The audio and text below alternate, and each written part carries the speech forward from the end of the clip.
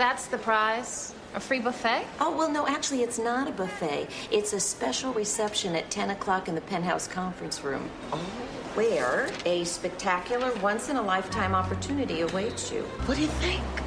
I think it's some kind of scam. Oh, good, a scam. We'll do it. Now, there are many books about scam artists. Actually, I'm sitting here with several of them in front of me. Flim Flam by James Randi, Sting Shift, written for cops to detect scam artists. There are even people who specialize in preying on religious people. They make people think that only a special kind of praying will heal your ailments. The tricks that they use are known, they're clever, they're well documented. A healthy diet and exercise and good thinking methods will help a person much more than prayer will. Yet from my practice, I know that many people successfully use prayer to overcome psychological problems.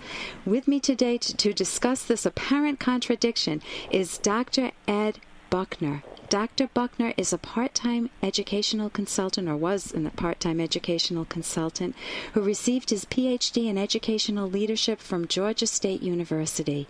He has consulted for the Criminal Justice Review, he's taught statistics, and he's the executive director of the Council for Secular Humanism. Welcome to the show.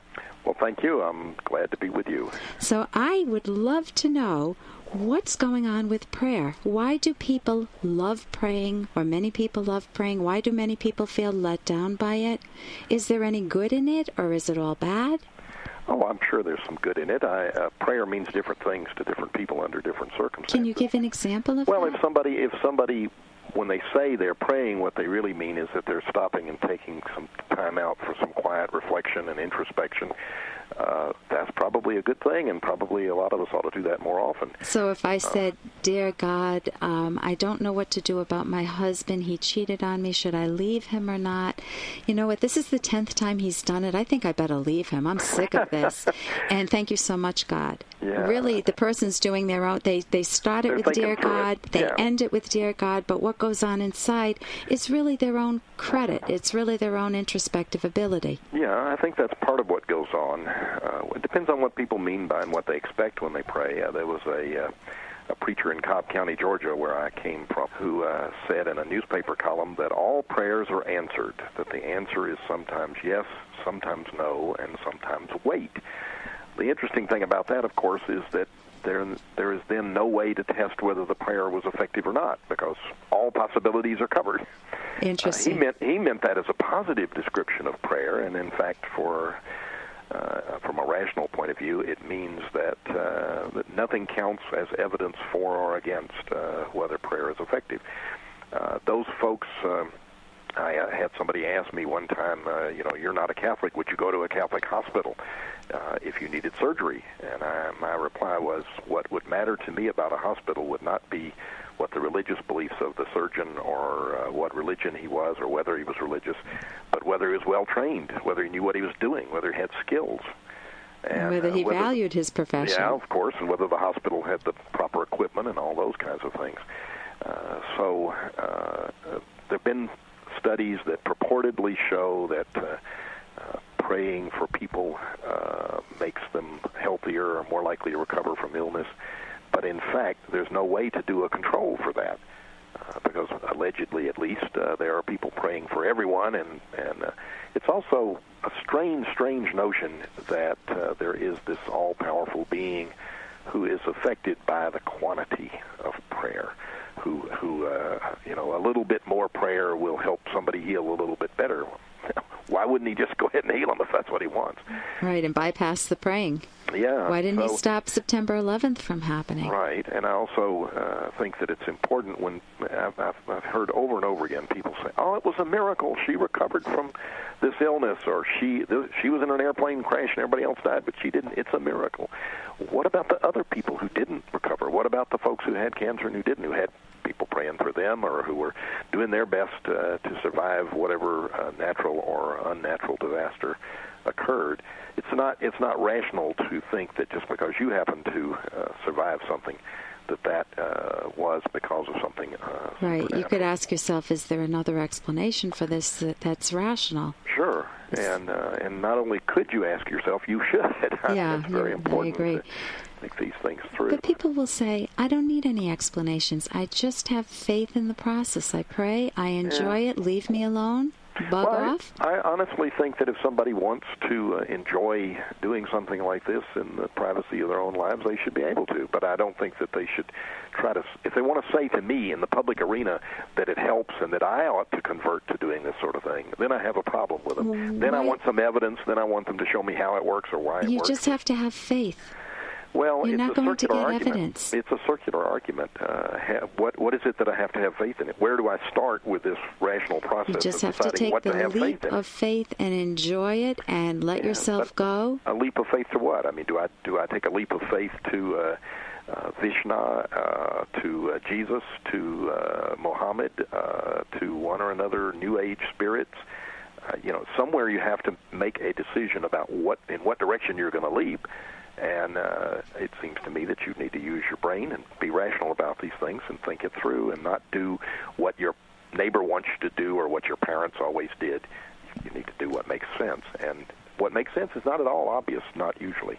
I when I heard the definition of faith, it helped me a lot. It's belief in something for which there is no evidence or for which there is contradictory evidence. Right. And if I can't make sense of it, then I don't buy it. I love my mind too much. I love reality too much. I love the truth too much that I want to make sense of things. And if people tell me they have special powers and I don't have them, that doesn't make any sense. Right.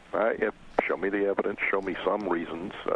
I don't mean you have to show me a complete, comprehensive reason to conclude something, because sometimes that's not available for something that is true, but there should at least be some evidence and no contradictory evidence. Right. That's the scientific method. Absolutely. And the important thing about a scientific approach is, and a rational approach, maintain tentativeness. Even when you're nearly sure, stop short of saying you're sure when, in fact, the evidence is not all in. You know what? I would phrase that differently. I like contextual certainty, that within the context of our current knowledge, it's not that I'm going to be forever skeptical.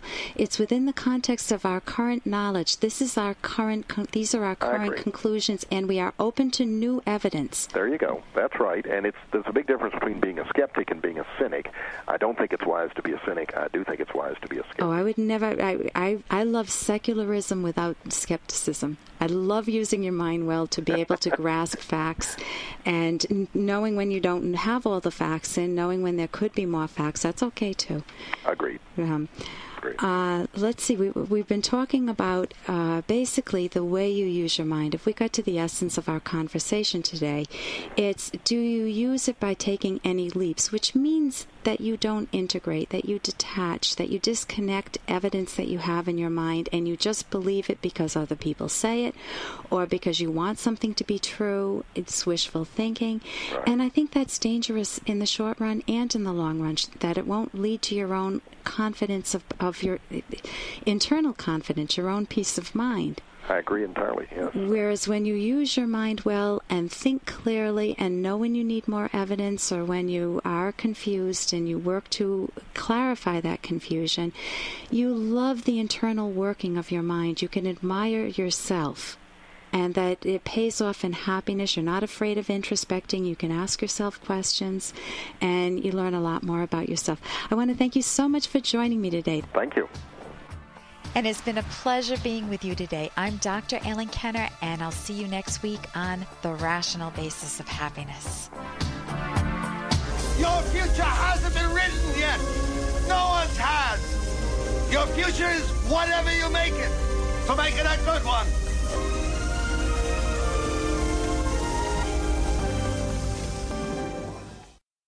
Here's an excerpt from The Selfish Path to Romance, the Serious Romance Guidebook by clinical psychologists Dr. Kenner and Locke. Finding the right person is hard work. Expect that most individuals you meet will not be the right one. The rewards of finding your soulmate are worth your effort. Even if you fear further rejection, never lie about yourself or withhold important information when you believe that your relationship has a future, such as withholding that you have a disease, a criminal record, or children from a former relationship. Hiding relevant information from a potential soulmate is a significant breach of trust and damaging to your own self-respect. respect.